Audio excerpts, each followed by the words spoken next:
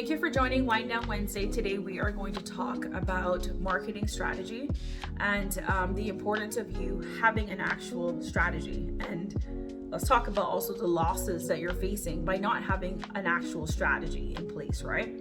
So, of course, anybody can go out and decide, I'm going to market to who I believe is my target audience, or I'm going to market to everybody. I am going to try to get any business in that's out there that requires, legal representation from an attorney, right? And I can tell you that I have seen these things happen where attorneys feel like they can come out the gate, open a law practice, and decide that they're going to be a lawyer for the masses. They're going to take all types of cases, doesn't matter what they are, where they come from, or what size they are, and they end up struggling so bad because either the cases are too big for them to handle on their own, or perhaps the type of client that they're hoping to get doesn't match up. Then they realize that the client has a bigger expectation or a not big enough budget in order for them to pay their legal fees, right? For the amount of work that needs to be done on this particular type of case. So this is where strategic marketing comes in. This is where you need to think strategically and really drill down to understand, first of all, who is your ideal client, understanding what those case sizes, meaning, how big is the discovery of it? How big is the pot that's going to be needed in terms of cost? How big is the resource requirement going to be from your end? Are you going to need a paralegal, a legal assistant? Are you going to need somebody doing discovery? Like, what do you need, right? You need to use all of these bits and pieces to, first of all, determine who your ideal client is, what they look like, and all the characteristics that you want them to have or you feel is sufficient for them to have. After understanding that is going to help you build out your marketing strategy, because now you're going to know what that audience looks like. What do all of the people in this group look like? They're going to have similarities across all of them, and that's why you're marketing to them, because they have these characteristics of which you're looking for in order for them to be qualified as your ideal client.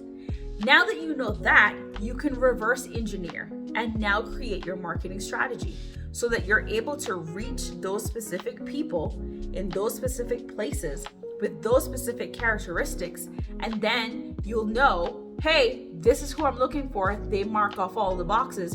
Of course, you're not going to get it perfectly all the time. But if you're able to have some big bucket items that you want your ideal client to definitely have, that is perhaps one of the best things that you can do when you're starting out in understanding who it is that you're going after and what do they look like? What are the characteristics about them that you want to have? This is the exact exercise that I do with my clients to help them get to where they need to be and understanding exactly who their target client, who their ideal client is, who they're looking for.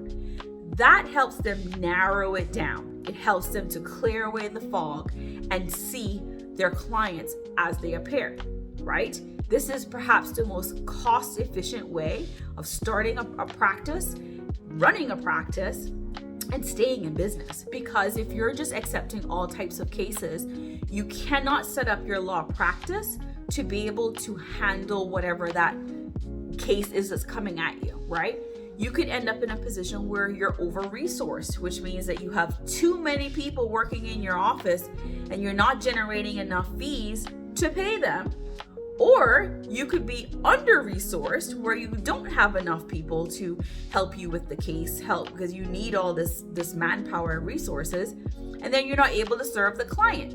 So not only does marketing strategy help and speak to what your marketing efforts are going to be in understanding your ideal client, I think it's oftentimes misunderstood how important it is for you to use strategy also to inform what your operational plan and exercises look like.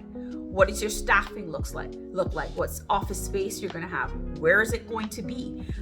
What does it need to have in it? What resources do you need to have connected to it? And what relationships do you need to have with individuals from other industries to help you serve your client? So when I say that you need to understand who your ideal client is, yes, for a marketing strategy, you need that. Yes, for business development, you need that. But you also need to drill down a little bit deeper and understand that this also informs your operational strategy. It informs how you're going to operate your business, how you're going to serve the clients, and how you're going to make sure that you get the best results for your clients that then helps to contribute to your reputation and your know-how and experience in a positive light. So, of course, I could talk for hours about strategy. I could talk for hours about business development strategy. I could talk for hours about marketing strategy, because strategy is what I do. Strategy is what I love. Strategy is what I'm passionate about. But I'm going to leave you with that in hopes that you will reach out asking specific questions about strategy, trying to understand a little bit more about how strategy impacts your business, and what it can do to help you, and what can happen and harm you if you don't have a strategy in place. Thank you so much for joining this Wind Down Wednesday. I am Antonia Berry. I am the CEO of Strategy Academy. I hope that you would like this video and share it. And of course, send us topics that you want to talk about. Thank you so much for joining. Bye now.